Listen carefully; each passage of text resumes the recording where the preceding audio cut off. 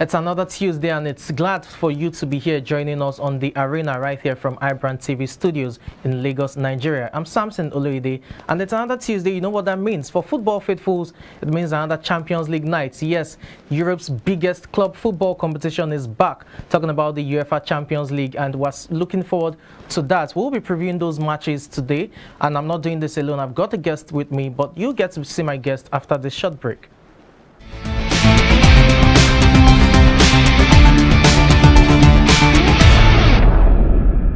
Thanks for staying tuned. It's still the arena right here from iBrandTV. Now it's time to talk football on the arena, and I'm doing this with Akeem Olarinwaju.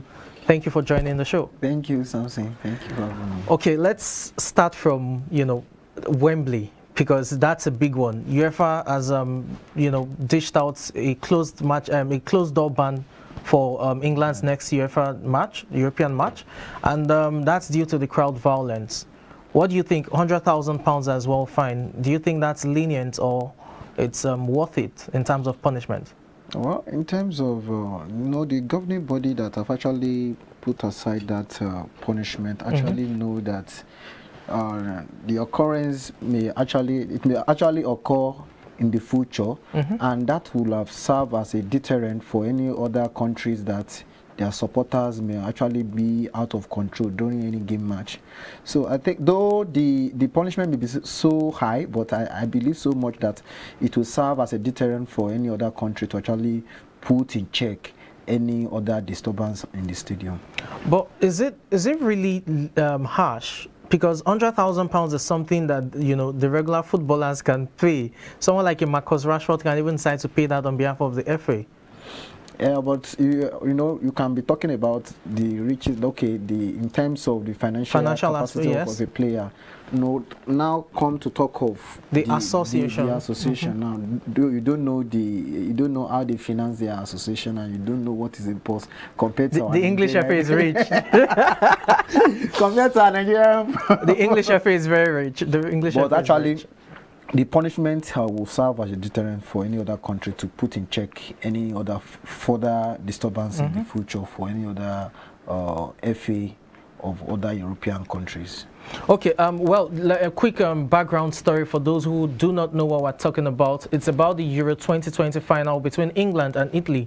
For the English fans, it was a lifetime opportunity for them to see, their team play in a major final, talking about national team football, because the last time England played in a final of a major championship was in 1966 when they won the World Cup, which they hosted at home. So, here's the thing. Wembley has a capacity of 90,000 in terms of sitting, but due to COVID regulations, the UEFA had to ensure that it was only 60,000 tickets that were sold, just to ensure that there's the social distancing and all other COVID guidelines being enforced.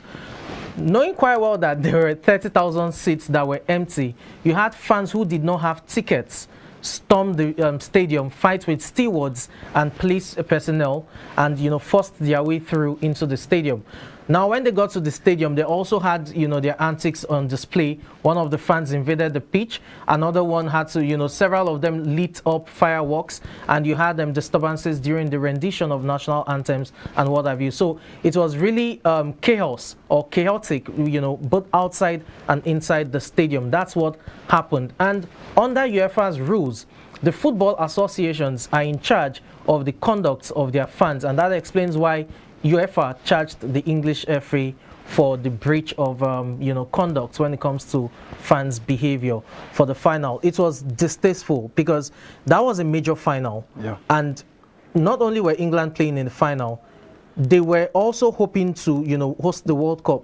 Do you think this would have marred their chances of hosting the World Cup in 2030? No, this will not affects their chances of hosting the World Cup, because what actually happened, it can happen in any country of the world, whether in Africa, Asia, or Europe. And one thing that the governing body failed to realize is this: that football, for example, is like, let me call it the heartbeat of the Europeans fans.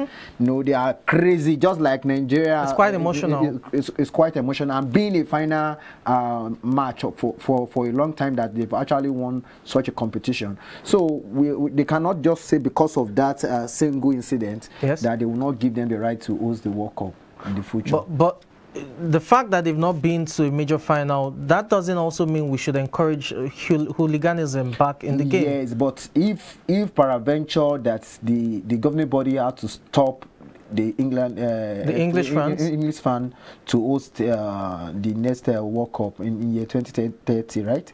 They're bidding. They're trying to bid for it, with Ireland. But sincerely, it would be too harsh on them. No, you have actually given them fine, and they are. I don't think probably they want to appeal, because there are opportunity also to appeal if there is if fine is given to definitely a national team. So I so much believe that the FAs it is important that they do that in order to put all other FA bodies in check as well. Okay, there you have it. England's bid, potential bid for the 2030 World Cup host rights with regards to a joint bid alongside Ireland is still in place. They're still considering it, but oftentimes when it gets down to the voting, things like security measures are often considered. How safe is the city or the nation, bidding to host a major event like the World Cup? All of these things are oftentimes put into consideration, among other criteria, to determine who gets the final votes of the executive member of FIFA in determining the next host of the World Cup. You know quite well that 2022 is in Qatar, and 2026 is the joint bid with United States, Mexico, and Canada. 2030, who gets it? Is it going to be England and Ireland? A joint bid once again, just like 2026, which is a joint bid between Mexico, United States, and Canada, as I mentioned earlier. It's left to be seen, but hopefully the rise in hooliganism and crowd violence would not disturb or prevent us from seeing the best of football, especially when it comes to national team football. We're still talking football, but let's delve to the English Premier League now. Okay. Newcastle United. Yeah. Premier League clubs voted against potential sponsorship. Maybe before I take your thought on that, let's just explain that briefly.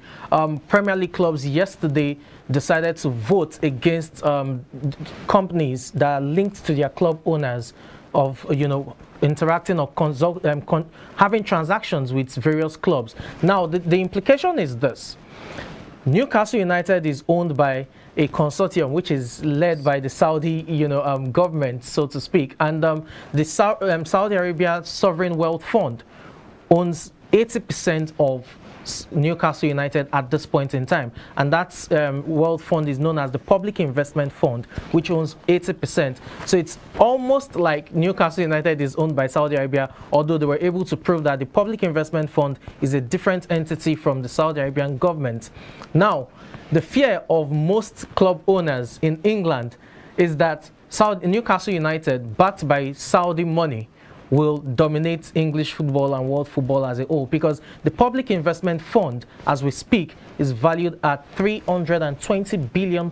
Yes, the closest in terms of English football clubs close to Saudi and Newcastle United is Manchester City, with a meager £23 billion. £23 billion is big on paper, no doubt about it, but when you compare it to that of Saudi Arabia's $320 billion, you know what it is. So fears, and 18 clubs voted against it, or voted in favor. Not surprisingly, Newcastle voted against, and Manchester City decided to abstain from the votes. What do you think about that plan? Okay, Samson, this particular voting pattern, it's, let me call it, there is an undertone of politics. The power tussle. It's part of the reaction. And you can see that what Manchester City was actually doing presently now, the other teams were looking how, Manchester City was just a small team before, and the money came and they become it's on the stage. On the stage. Yeah. And those are the things that they are actually looking at. How will the smaller team now become the money back for the European country? I so much believe that in terms of the money that will come as an investment to the UK, yes. I so much believe that they will allow the investment to actually put through. Okay. Though present, there may be some other negotiation in terms of the shares. Maybe they will increase the shares rather than not than the Saudi Arabian investors will be having the 80%. But if they allow such transaction to actually put through, English football will be at the highest level. Immediately, Manchester City came to limelight. You can see there are a lot of competition for the top 5, top 4, top 6, top 6 now. Even Liverpool, Arsenal, you rarely see Arsenal in the top 3 now.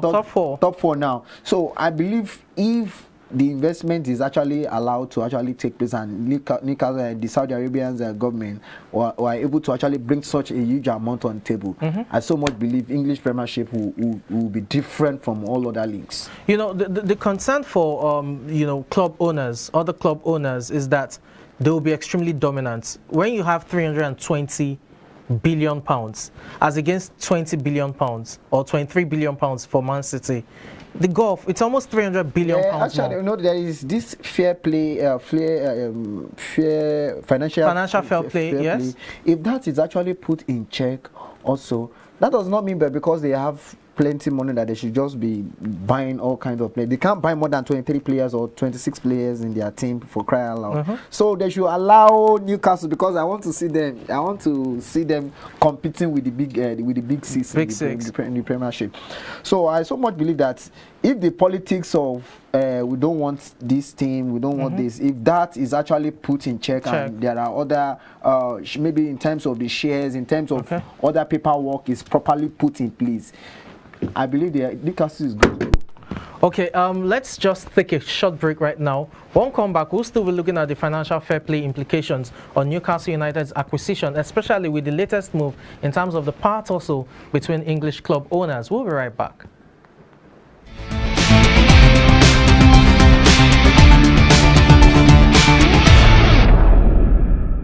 Welcome back. Thanks for staying tuned with us. Yes, now let's still talk about the financial fair play rule and the implications with Newcastle United's acquisition, and more importantly, the power tussle that's just happened in terms of the temporary ban that has been placed on clubs being unable to sign deals, be it commercial deals or sponsorship deals, with companies or brands that are linked to their club owners, which basically is a target of Newcastle United and its new owners. Financial fair play rule, £105 million over the course of 3 years. That's the excess, the maximum that a club is expected to make in terms of losses. Newcastle United has posted £38 million in profit over the last 3 years. They can spend £200 million. Yeah, sure. But you know, that does not include the youth development and all. Definitely, those ones are exempted. So, but all in all, I wish let me call it, what has happened presently has happened before. Though the money may not be, may not be 23 billion and 320. The difference, almost a 300 billion pounds difference. But I so much believe that if all the political undertone is taken care of, Newcastle will be a big team to watch out for next season. Well, let's see how that pans out, because I'm sure there will still be more parts also underneath. There will still be rules. Now, as I said earlier, the ban is temporary. It's just for a month, but within that month duration, the Premier League clubs will meet on several occasions to ensure that they fine-tune the rules and come up with a permanent rule that will determine how clubs can, navigate through the whole process of the financial fair play rule, especially in England. But it must be said that right now, Newcastle United are the envy of so many clubs and club owners, and they are also the targets, because it's all about the power game. And let's see how that pans out for Newcastle United. They still have so much to do. There are rumors that they would sign a deal with a company that is somehow linked to its owners, and it's about the naming rights of the stadium. St. James's Park is what it is known now, talking about Newcastle United's home ground. But for the change of that name, £100 million. That's what the rumor is about. But let's see how that pans out. Let's move away from there quickly to the big one. Yes, talking about the UEFA Champions League. That's the opium of the society when it comes to Tuesday and Wednesday night footballs. The biggest clubs in Europe ply their trades in the Champions League. That's what the top 4 battle is always about in domestic leagues. And City, defending champions of England, Manchester City, they're away to Club Brugge. What do you expect? Well, in the Champions League, Man City has not been doing special things. Not blistering form. Yeah. You know, they are in the 3rd place. I think they are 3rd in their group presently, and they're playing against Club Brugge, which is actually 2nd. I so much believe the match will be very, very interesting anyway, but I still give it to Man City to actually come out on top. I think it's an away game. Yes, they're away from home. But Club Brugge is also, I know they want to make a name for themselves, and they are not a small team anyway.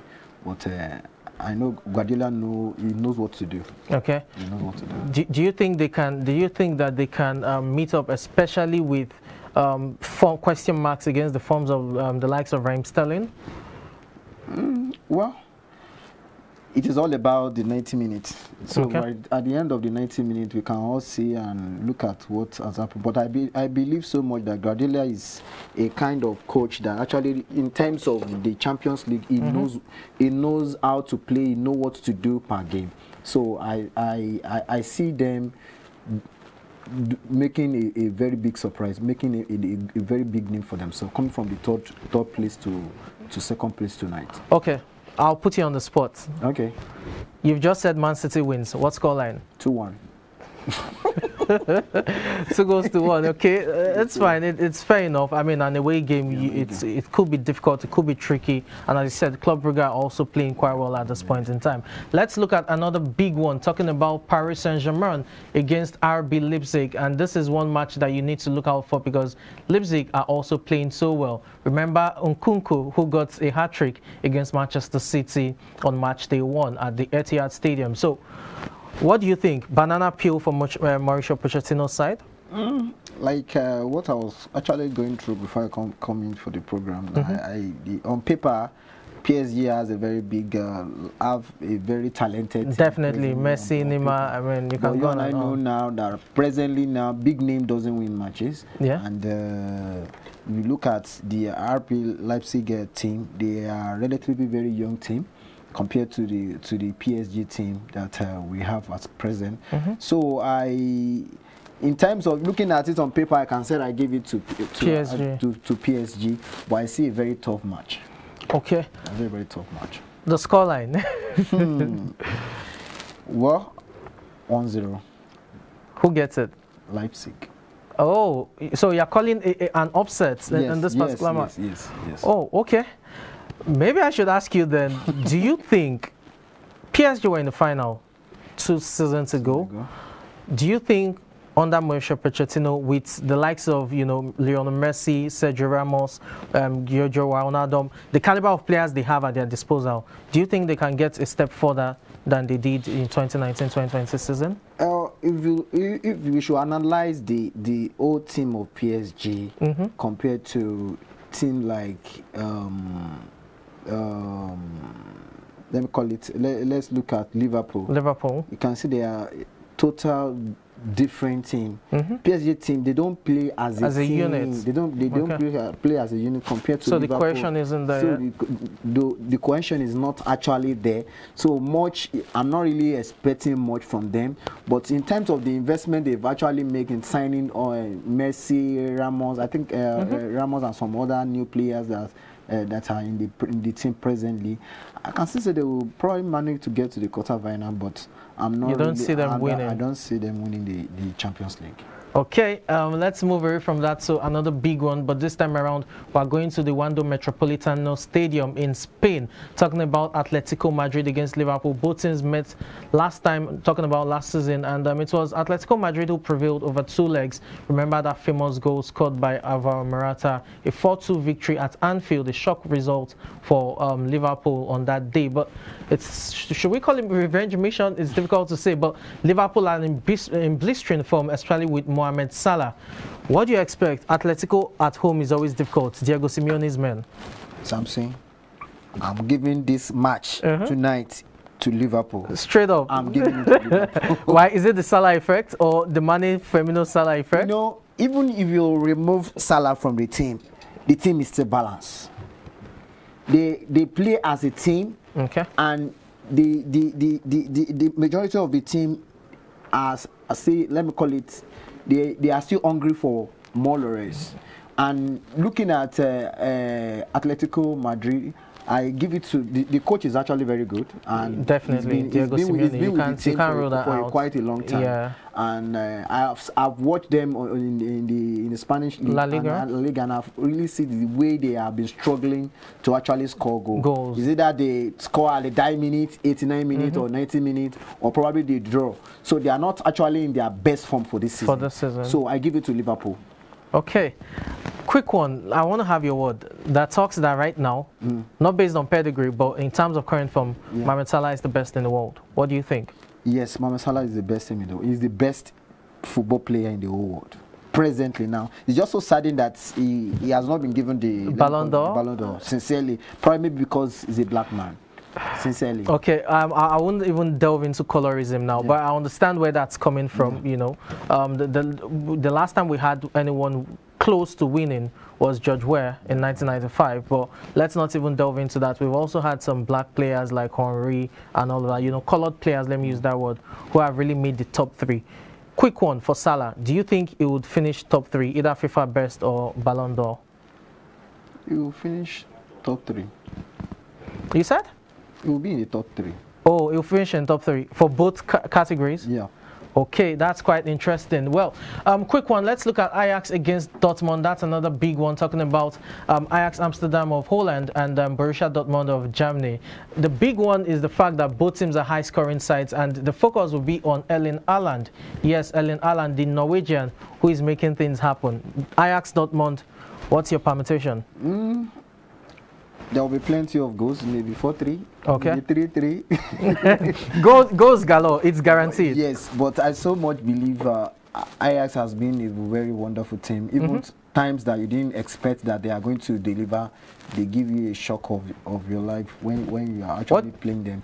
But looking at Alan, I think he just came back from injury. But he's been banging goals. He's got 2. I mean, he's firing on cylinders. He got a brace just over the weekend. So I give it to Dortmund. Dortmund to edge this one out. 32. Let's see how it is. And the final match we'll have to preview for Champions League tonight will be the big one. Shakhtar Donetsk against Real Madrid. For Real Madrid, are seeking, you know, redemption. They lost at home shockingly to Sheriff. 2-1. So what do you think this time around? They away, you know, in Ukraine. In Ukraine, I think Shakhtar Donetsk, I don't think they are not. It's like they are not also doing too well in the domestic league. So I think Real Madrid, they will get at least 3 points tonight. Karim Benzema gets in the goals? Yes. Because it's in the form of his life, club and country. Yes. I see Real Madrid going ahead to win the game. Okay, there you have 3-0 for that matter. Oh, okay. Well, on paper, they definitely have the quality to do that. But, you know, it's over the course of 90 minutes that you want to question if they can. But for Carlo Ancelotti's men, they have the experienced manager who won them the La Decima, talking about their 10th UEFA Champions League title. So he's no stranger to the big stage. I remember he's won it twice for AC Milan as well. Also losing that infamous final against Liverpool in 2005 in Istanbul, where his team were 3 goals up at halftime, but considered 3 goals within 6 minutes to lose the match. Do not ask me what club I support. By now, I think you should have an idea of the club I support. That wasn't a match I was so proud about. But we'll go on this quick break now. When we return, it will be time to talk about tennis.